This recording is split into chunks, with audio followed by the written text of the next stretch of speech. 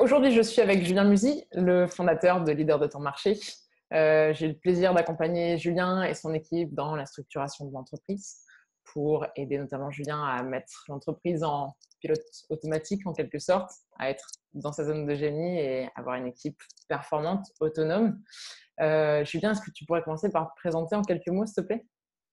Yes. Donc, comme tu l'as dit, je m'appelle Julien Musy et j'ai créé il y a un peu plus de 18 mois une entreprise qui s'appelle Leader de ton marché qui aide des coachs, des consultants et des prestataires de services à vendre leur offre à leur juste valeur et ne plus jamais avoir à chercher des clients.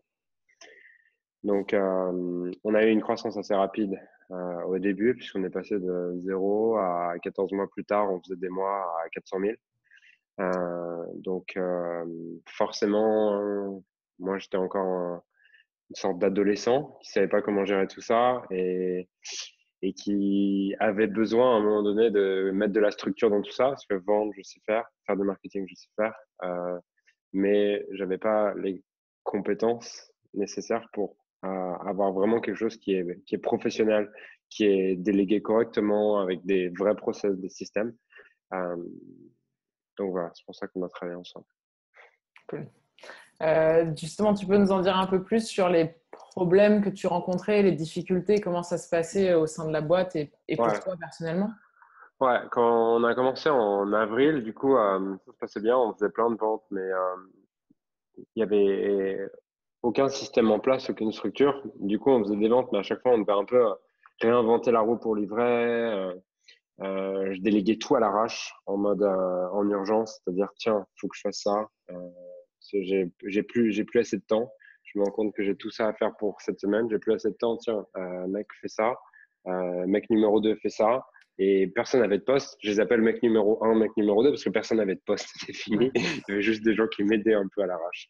Donc, euh, donc c'était vraiment en mode à l'arrache.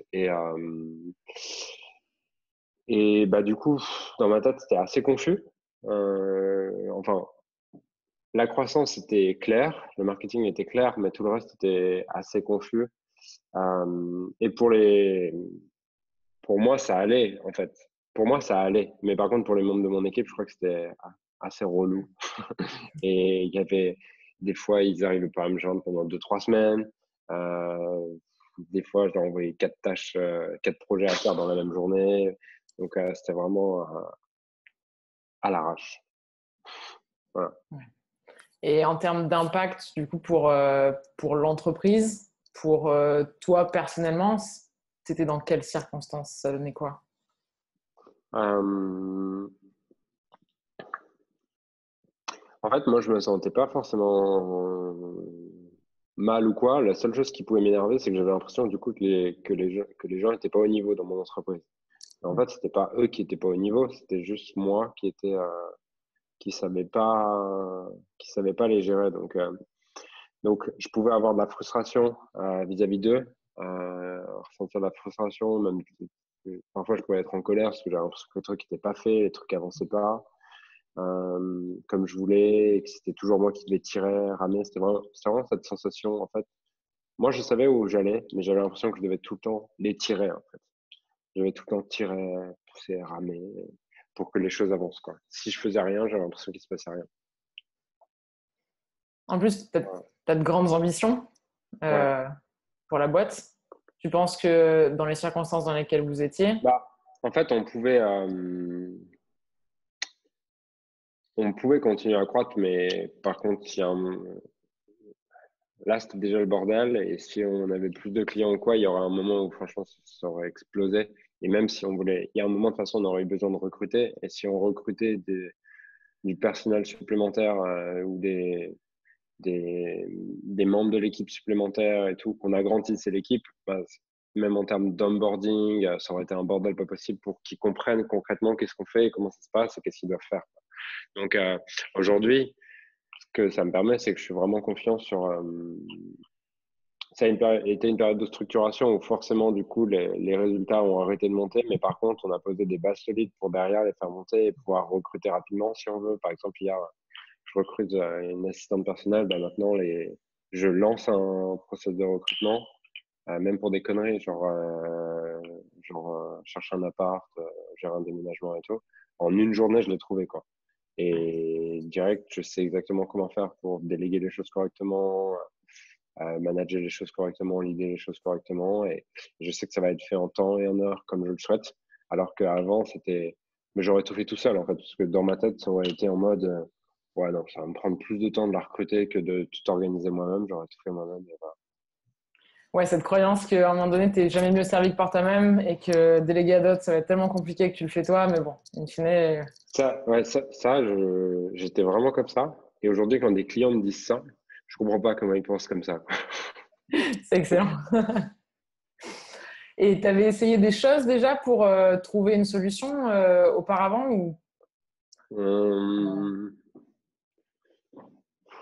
non, parce que c'était vraiment un domaine qui me faisait peur, en mode un domaine qui me faisait chier. Et j'avais l'impression que si je faisais ça, si je structurais, si j'apprenais à déléguer, si j'apprenais franchement à avoir une vraie entreprise plutôt que un petit business que tu kiffes et sur lequel ton but c'est de faire le plus de ventes possible, que j'allais perdre toute ma liberté en fait.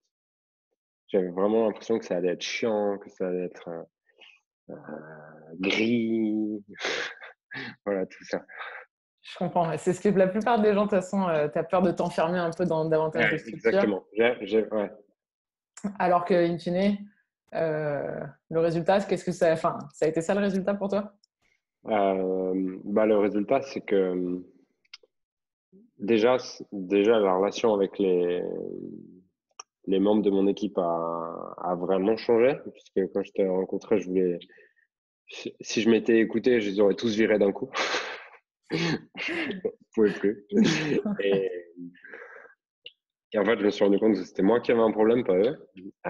Autant dans la délégation que dans ma posture et mes charges émotionnelles et ma manière de fuir quand il y avait un problème ou quoi. Donc, euh, donc déjà, ça a changé totalement la relation que j'ai avec eux. Et ça, c'est hyper important parce que du coup, je déléguais pas des trucs, je faisais pas des trucs. Il y a plein de projets que je lançais pas Ouais. parce que j'avais l'impression que personne n'était au niveau et j'avais l'impression que j'allais devoir leur parler, discuter avec eux et ça me faisait chier de devoir discuter avec eux et devoir leur parler.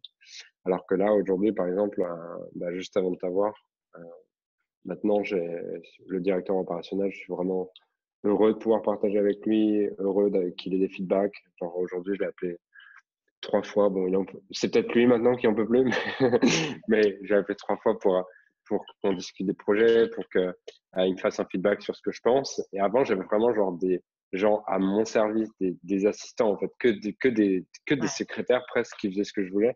Aujourd'hui, je considère vraiment chaque personne comme un pilier et comme quelqu'un qui peut vraiment faire croître son pôle. Et du coup, je suis plus le seul à faire croître tous les pôles, quoi. D'ailleurs, je suis plus le responsable de la croissance des pôles. Je suis juste le responsable de l'impulsion, des ambitions, de la vision, de l'énergie.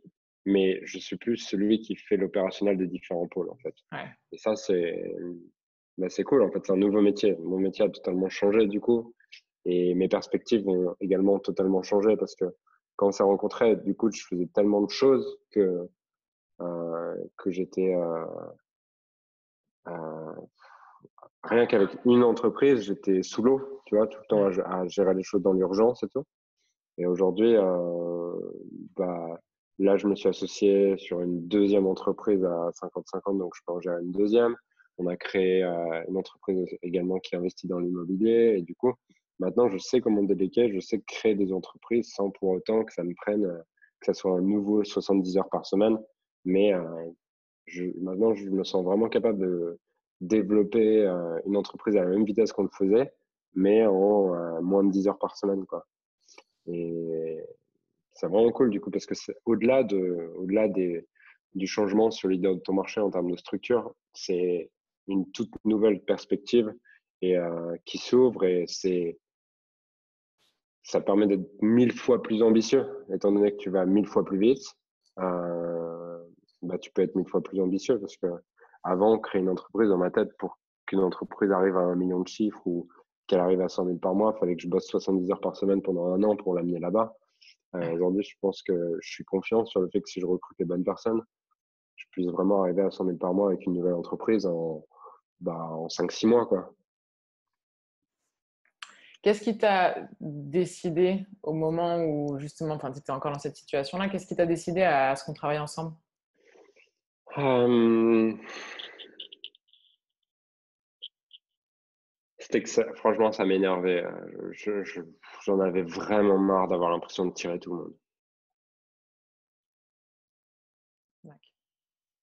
Et Et je savais au fond de moi que ça venait de moi.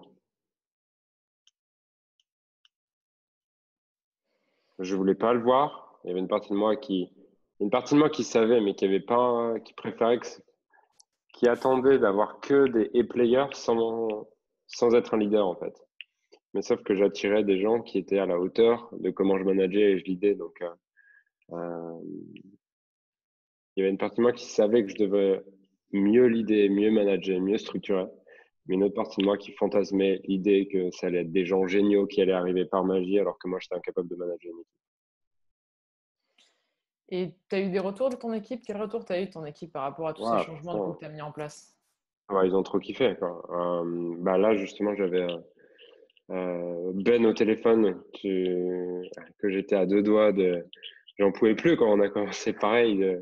Il y a même des moments où je me suis dit, bon, on va arrêter. Au début de l'accompagnement, où je te disais, bon, je vais arrêter avec lui, j'en peux plus. Alors qu'il était pour rien, c'était juste moi.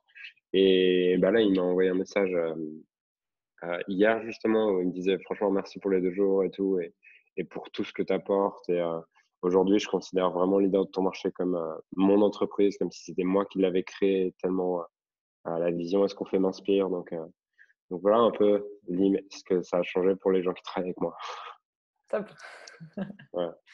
Euh, et pour toi, du coup, dans ta vie perso, avec tes proches, je me souviens notamment, tu vois, qu'on on a parlé à un moment donné, tu revenais des États-Unis d'un séminaire Ouais, ouais. et que tu me disais, bah, je reviens de 7 jours à l'étranger Ouais, et c'est ça. Aujourd'hui, je peux vraiment. Euh, J'en suis pas encore au point où la boîte peut continuer à croître aussi rapidement sans moi ou que je travaille plus parce que forcément le niveau directeur opérationnel il est nouveau donc il a peut-être il met déjà des trucs en place mais il est ouais, encore en mode onboarding et tout mais si je veux maintenir la boîte au 2,5 millions 3 millions qu'elle fait actuellement je sais que je peux si je veux travailler une demi-journée par semaine alors que alors qu'avant si je travaillais plus j'existais plus la boîte n'existait plus. génial. Ouais. Donc, le but là, et je sais que j'ai ce qu'il faut pour que dans les mois qui suivent, je puisse te dire dans 3-4 mois, j'ai ce qu'il faut pour la faire continuer à croître de la même manière en une demi-journée par semaine. C'était pas Ouais, l'objectif parce que je la kiffe trop et je kiffe ce que je fais, mais du coup, pour la faire croître 10 fois plus vite en une journée par semaine. top. Euh, du coup, à qui tu recommanderais cet accompagnement? Personne dans quelles conditions? Qui Euh, disent quoi?